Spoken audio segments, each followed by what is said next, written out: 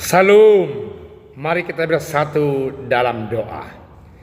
Damai sejahtera yang melampaui setiap akal dan pikiran manusia, kiranya menyertai saudara-saudara sekalian di dalam Kristus Yesus Tuhan kita yang hidup itu. Amin.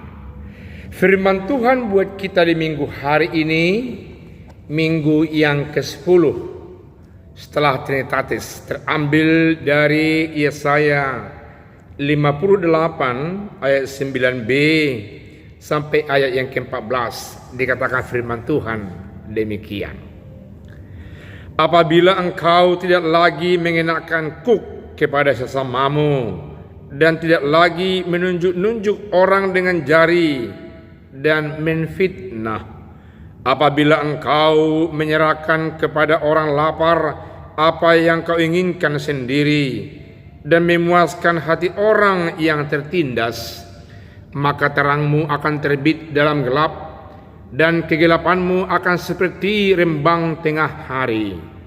Tuhan akan menuntun engkau senantiasa dan akan memuaskan hatimu di tanah yang kering dan akan membaharui kekuatanmu. Engkau akan seperti taman yang diairi dengan baik dan seperti mata air yang tidak pernah mengecewakan. Engkau akan membangun reruntuhan yang sudah berabad-abad dan akan memperbaiki dasar yang diletakkan oleh banyak keturunan. Engkau akan disebut yang memperbaiki tembok yang tembus, yang membetulkan jalan supaya tempat itu dapat dihuni. Apabila engkau tidak menginjak-injak hukum Sabat dan tidak melakukan urusanmu pada hari kudusku, apabila engkau menyebutkan hari Sabat hari kenikmatan dan hari kudus Tuhan hari yang mulia, apabila engkau menghormatinya dengan tidak menjalankan segala acaramu dan dengan tidak mengurus urusanmu atau berkata omong kosong, maka engkau akan bersenang-senang karena Tuhan, dan aku akan membuat engkau melintasi puncak bukit-bukit di bumi dengan kendaraan kemenangan. Aku akan memberi makan engkau dari milik pusaka Yakub bapa leluhurmu, sebab mulut Tuhanlah yang mengatakannya. Demikian firman Tuhan. Saudaraku yang kekasih, firman Tuhan ini disampaikan kepada umat Israel setelah mereka pulang dari pembuangan Babel. Persisnya Raja Kores memberikan kesempatan dengan keputusannya tahun 538 sebelum Kristus, supaya orang-orang yang tertawan, yang tertindas, yang berada di Babel dibebaskan, boleh pulang kembali ke Yerusalem, ke tanah leluhur mereka, menikmati kebersamaan dengan sesama saudara, semarga, seagama, selatar belakang, satu pergumulan hidup dari awal. Mereka kini diberikan keluasan yang sangat terbuka, kebebasan, kemerdekaan yang luar biasa. Saudaraku yang kekasih, barusan merayakan perayaan hari kebebasan, hari kemerdekaan. Enak bukan? Bahagia bukan? Ada satu nilai yang sangat luar biasa yang tidak bisa terukur. Kebebasan yang terasa secara rohani, secara jasmani, yang dimiliki oleh kita sesama bangsa Indonesia. Demikian diberikan oleh Raja Kores yang bukan percaya kepada Allah Yahweh, supaya umat pilihan Allah itu menikmati kebebasan dan mereka pulang kembali ke Yerusalem. Tahun berikutnya mereka pulang secara kelompok. Mengapa? Karena mereka tidak semua sama ekonominya, tidak semua memiliki apa yang mau dibuat belanja untuk pulang kembali ke tempat mereka. Mereka ada yang memiliki ekonomi yang baik, ada memiliki ekonomi yang kurang, sehingga hal itu membuat dan memastikan mereka pergi pulang secara berkelompok dan bertahap dan bertahap dan bertahap. Apa tujuannya pulang? Secara konsepsional oleh Raja Kores, supaya mereka bisa kembali untuk merawat nasionalisme yang dipimpin oleh Allah Yahweh sendiri, supaya mereka bisa kembali untuk membangun bait Allah sebagai simbol satu bangsa yang dipilih oleh Allah, supaya mereka bisa kembali membangun Yerusalem runtuhan itu, oleh karena sudah hangus dulu dibuat oleh Raja Nebukadnezar. Mulia sekali hati Raja Kores membebaskan mereka dari pembuangan itu. Apa yang terjadi, saudaraku yang kekasih? Ternyata mereka setelah kembali ke Yerusalem, ada yang berekonomi yang kuat. Mereka hanya memikirkan usahanya. Mereka hanya mau memikirkan pembangunan rumahnya yang baik-baik. Mereka justru membuka usaha dan menyuburkan penindasan-penindasan justru pada hari Sabat. Mereka tidak peduli. Mereka memanfaatkan kesempatan itu menindas antara sesama mereka. Di sisi lain, orang yang berkekurangan tidak mampu untuk mendukung pembangunan, sehingga pembangunan terkendala. Dan ini lebih parah setelah Raja Kores yang menginspirasi mereka untuk pembangunan bait Allah, pembangunan Yerusalem itu meninggal hingga ke Raja Darius nanti. Di sisi lain, banyak umat yang sudah tercecer iman percayanya tidak lagi hanya menyembah kepada Allah, karena para imam tidak konsisten pada posisinya, karena orang-orang yang harus mengurusi rohani, jasmani tidak lagi konsisten pada posisinya. Kini bangsa itu berada dalam ketegangan. Ada konflik-konflik internal, ada konflik-konflik interest di antara sesama mereka yang terlihat kehidupan itu jelas pada teks khotbah kita di hari ini. Yesaya mengingatkan agar mereka sungguh-sungguh menjaga ibadah yang benar. Mereka seolah-olah berpuasa kepada Allah, tapi kerjanya menindas. Itu kalau kita lihat di dalam ayat 3 sampai ayat yang keempat. Allah tidak suka dengan gaya mereka yang beribadah dengan cara berpuasa, sementara mereka menindas di antara sesama mereka. Allah tidak senang melihat ibadah-ibadah yang seperti itu, seolah-olah ibadah di tempat ibadah terpisah gaya hidupnya dengan kehidupan sehari-hari. Saudara boleh melihat dalam ayat yang ke-6 dikatakan firman Tuhan demikian, bukan berpuasa yang kukehendaki ialah supaya engkau membuka belenggu-belenggu kelaliman dan melepaskan tali-tali kuk, supaya engkau memerdekakan orang yang teraniaya dan mematahkan setiap kuk. Dan dalam ayat 9b menjadi renungan awal buat kita dikatakan, apabila engkau tidak lagi mengenakan kuk kepada sesamamu.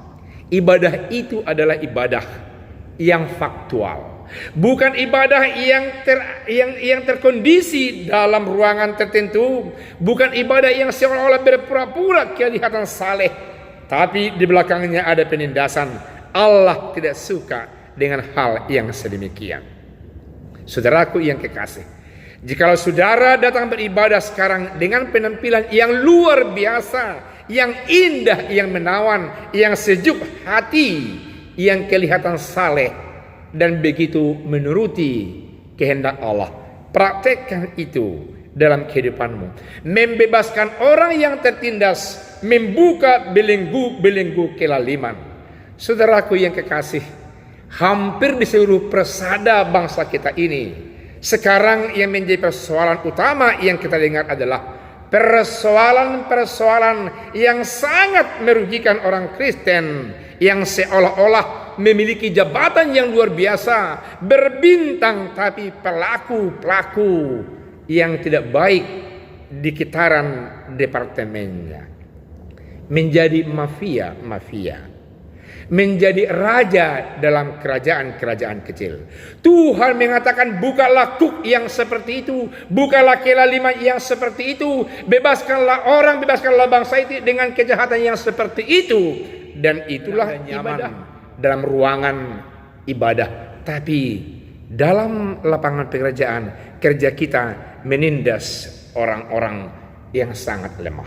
Saudaraku yang kekasih, kondisi kehidupan mereka ketika itu di Yerusalem sangat memprihatinkan, karena orang-orang yang tinggal di Yerusalem yang tidak ikut ke pembuangan, mereka juga hidupnya sangat prihatin. Justru fakta kehidupan hingga saat ini, di mana ada kemiskinan, di situ subur penindasan.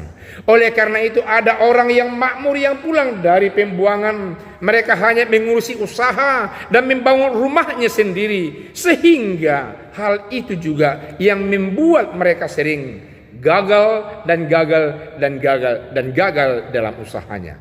Karena itu saudara yang kekasih, yang datang beribadah saat ini, yang memiliki usaha karya dan kerja sebagai alat pemerintah, sebagai orang swasta dengan yang lain, kalau saudara gagal dan gagal dan gagal, mesti ada recheck kepada kita.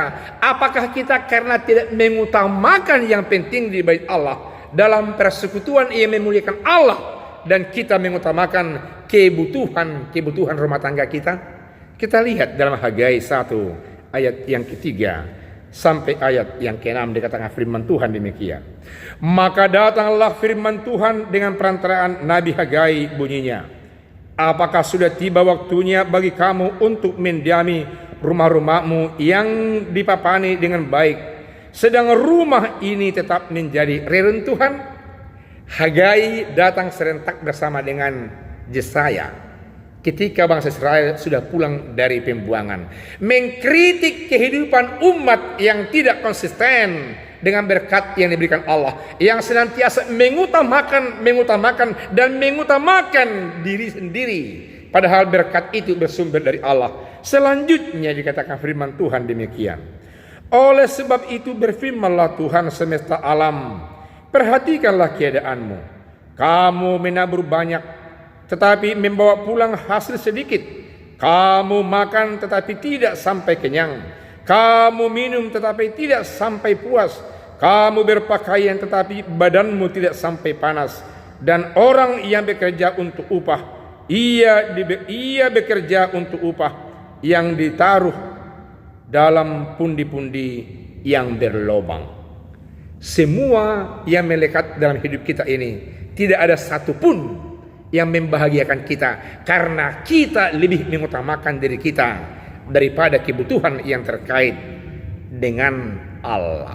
Saudaraku yang kekasih, bagian kedua dalam firman Tuhan renungan kita pada hari ini dikatakan meski menghormati hari Sabat. Dikatakan oleh Matius 6 ayat 33, carilah dahulu kerajaan Allah, maka akan ditambahkan kepadamu segalanya.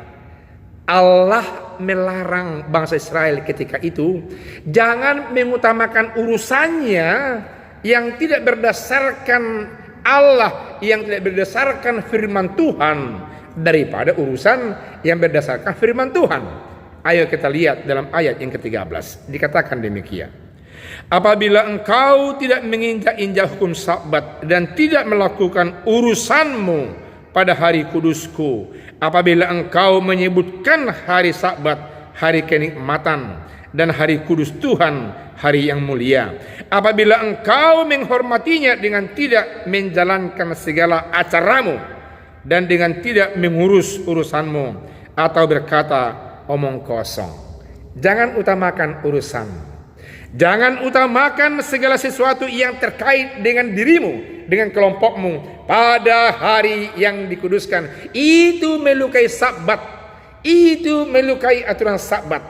Oleh karena itu saudaraku yang kekasih, ingat, sekalipun kita mau katakan kami kan bersekutu oleh firman Tuhan, tapi itu di persekutuan-persekutuan yang tidak dibangun di dalam nama Allah Bapa, Anak, Yesus Kristus dan Roh Kudus, itu namanya pra-church, masih dalam perjalanan untuk menjadi gereja. Sementara yang menjadi gereja adalah yang memiliki tatanan dalam gereja, dalam aturan gereja, yang meski urusannya semuanya diutamakan demi untuk kemuliaan Tuhan, dan akan berdampak seperti yang dikatakan dalam ayat 14, maka engkau akan bersenang-senang karena Tuhan, aku akan memberi makan engkau dari milik pusaka Yakub. Boleh saudara mengurusi yang lain, boleh berkhotbah di tempat lain, melayani firman Tuhan, tapi ingat, yang lain itu coba dulu ukur, pastikan apakah itu yang dibangun berdasarkan firman Allah, yang berdasarkan di dalam nama Allah Bapa dikukuhkan, atau hanya berdasarkan anggaran-anggaran rumah tangga, kekeluargaan dengan yang lain. Firman Tuhan pada hari ini mengingatkan kita supaya ibadah yang berkenan kepada Allah, supaya persekutuan yang berkenan kepada Allah, supaya kita sungguh-sungguh merawat dan menjaganya, supaya Tuhan memberkati saudara dan saya. Firman Tuhan ini memberkati kita, menginspirasi kita untuk lebih berhikmat bijaksana, menentukan sikap pelayanan pada hari Sabat. Tuhan Yesus memberkati. Amin. Kita berdoa. Terima kasih Allah Bapa yang baik, Allah yang agung, yang senantiasa membuka wacana rohani dan pikiran kami untuk membentuk tindak tanduk kami menjaga hari kudus Tuhan, agar kami sungguh-sungguh beribadah dengan benar, agar kami sungguh-sungguh menjaga tindak tanduk kami, terlebih-lebih hari yang dikuduskan. Persembahan kami adalah persembahan yang membuka belenggu-belenggu, yang senantiasa membuka kuk, yang senantiasa membebaskan orang dari penindasan, dari keterkutukan, dari ikatan-ikatan dosa. Terima kasih Tuhan. Dalam nama Yesus kami telah berdoa. Amin.